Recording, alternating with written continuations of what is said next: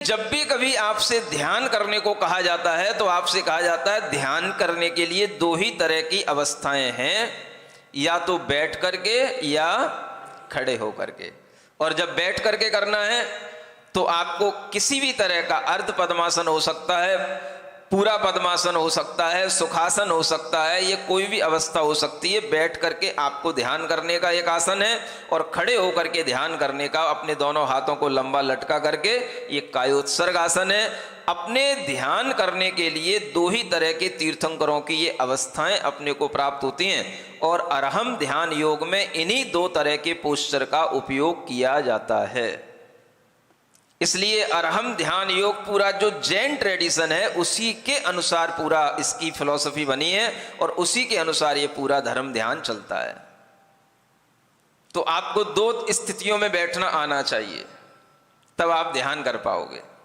जो आधे पैर जमीन पर लटकाए हैं, आधी कमर किसी कुर्सी पर टिकाए हैं, उनके लिए ये सब चीजें कठिन हो जाती हैं। योग तो कर सकते हैं वो बैठे बैठे, ध्यान भी करने की कोशिश करेंगे, लेकिन उस ध्यान से उनके लिए वो उपलब्धियां नहीं होंगी जो आपको पद्मासन बैठने से और कायोत्सर्ग बैठने से होंगी या कायोत्सर्ग में खड़े होने से होंगी। क्योंकि अन्य किसी स्थिति में कायोत्सर्ग नहीं बनता। मान लो आप चेयर पर बैठे हैं और आपके पैर लटके हुए हैं, आप उस पर बैठे भी हैं, तो आप उस स्थिति में कायोत्सर्ग करने का प्रयास तो करेंगे, लेकिन वो हो नहीं पाएगा। क्योंकि आपके लटके हुए जो आधे पैर हैं, वो आधे पैरों का सेंसेशन अलग होगा और जो बैठी हुई स्थिति है उसका जो बॉडी का पोस्चर होगा उतने में आपको सेंसेशन अलग होगा। आपकी स्थिति हिलती डुलती रहेगी, आप जो है स्थिर नहीं हो पाएंगे। उस स्थिति में स्थिरता आती है उन आसनों से जिनको हम सिद्ध कर लेते हैं, और वह सिद्ध आसन भी वही होते हैं जिनमें हम बहुत देर तक रुक सकते हैं। तो बहुत देर तक रुकने का, बैठने का कार्य जो होता है वो या तो बैठा रहना संभव है या खड़े रहना संभव है।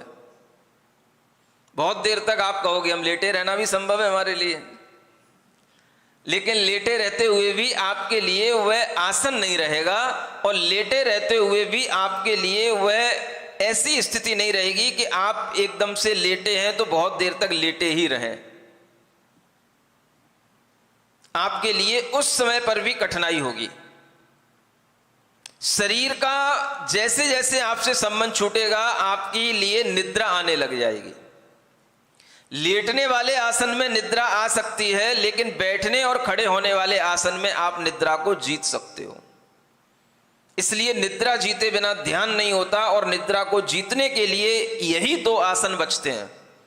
भले ही वैदिक दर्शन में हिंदुओं के यहाँ पर 80-84 प्रकार के आसन बताए जाते हैं, लेकिन ध्यान जिन आसनों में लगता है वो दो ही आसन हैं, या तो पद्मासन या खड्गासन। और इन्हीं दो आसनों के माध्यम से केवल ज्ञान की प्राप्ति होती है।